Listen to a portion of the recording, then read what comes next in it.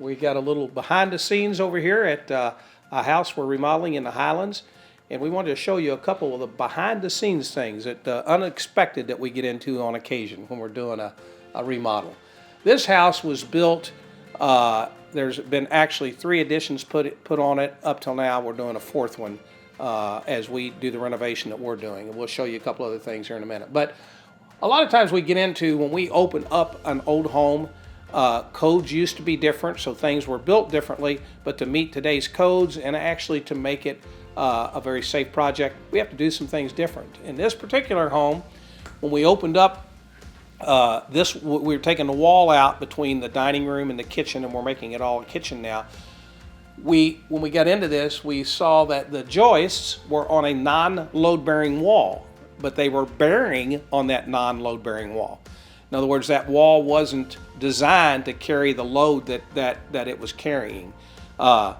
So we don't know if that was done in the 1950s remodel.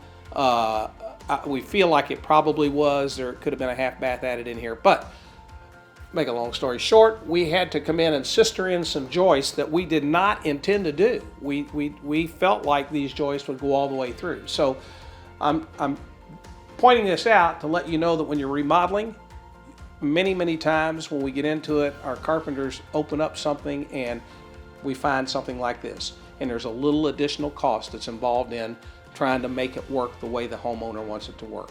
Another thing we found here is in the 1950s, when they added on a section back here, they had taken the rear wall out of the house and they installed this steel beam, but the steel beam's installed under the brick and the load-bearing wall, again, was not supported. So we've had to come in and sister joists in beside it and then go back into the web of the beam and add some blocking to secure all that so that it could never give way, it could never settle any. But again, that's a behind the scenes. We did not anticipate that, didn't see it.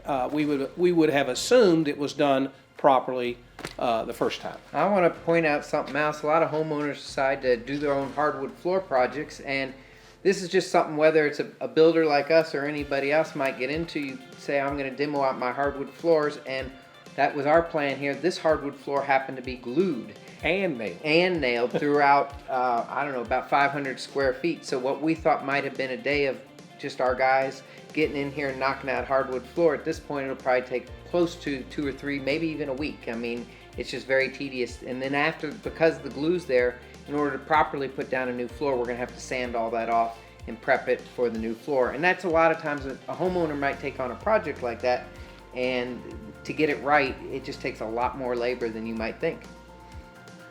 So that's kind of our behind the scenes for today. We love projects like this, and one of the things that we continue to pride ourselves on is that most any of these projects we can tackle it. We reach surprises, but we also reach solutions. So that's our insider or our behind the scenes tip for the day.